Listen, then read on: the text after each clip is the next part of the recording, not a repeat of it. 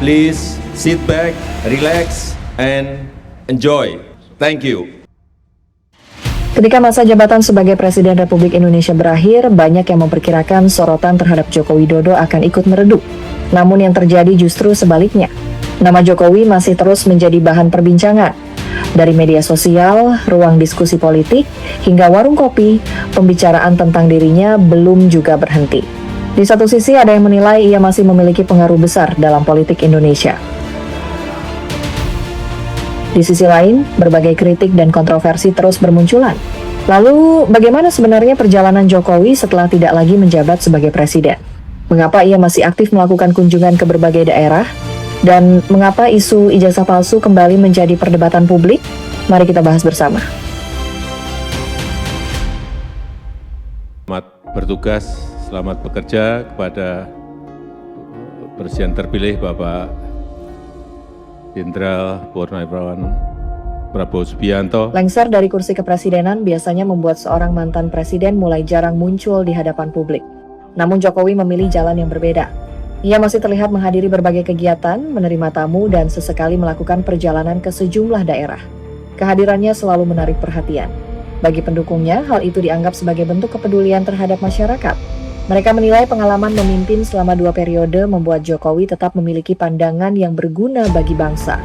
Namun sebagian pihak memiliki pandangan berbeda. Mereka mempertanyakan sejauh mana peran seorang mantan presiden dalam kehidupan politik setelah masa jabatannya selesai. Salah satu isu yang paling sering kembali mencuat adalah tudingan mengenai keaslian ijazah Jokowi. Perdebatan ini sebenarnya bukan hal baru.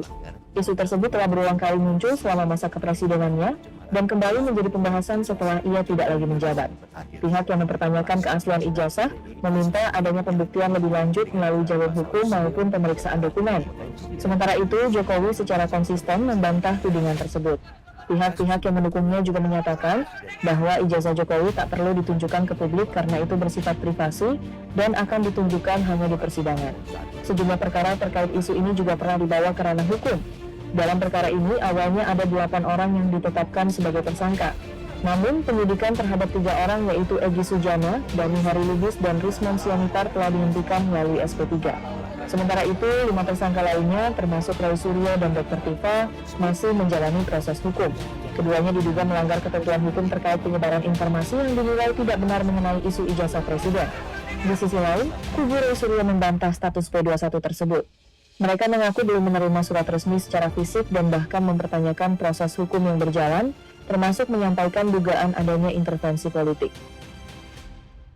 Dan dari pihak Polda, oleh karena kasus sudah berstatus P21, maka pada tanggal 19 Juni 2026, Roy Suryo dan Dr. Tifa ditangkap. Lalu Roy Suryo dan Dr. Tifa telah diserahkan oleh penyidik Polda Metro Jaya ke Kejaksaan Negeri Jakarta Selatan pada Senin, 22 Juni 2026 untuk pelimpahan tahap 2 terkait kasus dugaan tudingan ijazah palsu mantan Presiden Joko Widodo. Meski berkas telah dilimpahkan, Kejari Jaksa memutuskan untuk tidak menahan keduanya. Lalu, bagaimana kelanjutan persidangan kasus ini? Kita tunggu bersama proses hukumnya di pengadilan. Sejak dikenal sebagai wali kota Solo, gaya kepemimpinan Jokowi sering dikaitkan dengan istilah blusukan.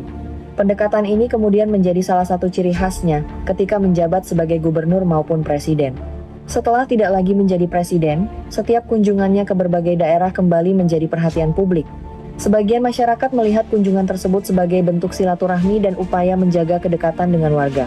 Di berbagai kesempatan, Jokowi tampak menyapa masyarakat, berdialog, dan menghadiri berbagai acara.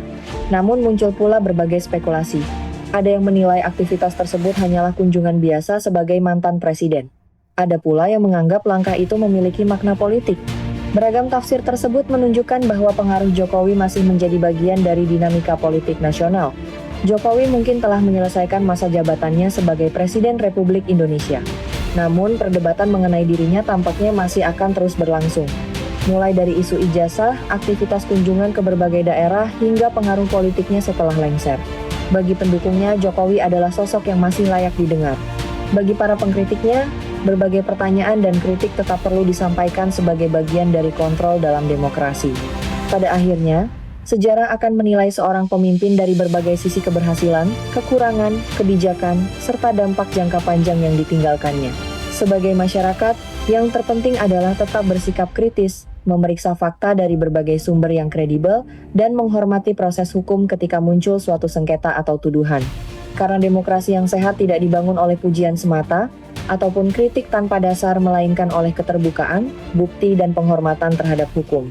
Bagaimana menurut pendapat Anda? Apakah Jokowi masih memiliki pengaruh besar dalam politik Indonesia setelah tidak lagi menjabat sebagai presiden? Sampaikan pendapat Anda di kolom komentar dengan tetap menjaga etika berdiskusi.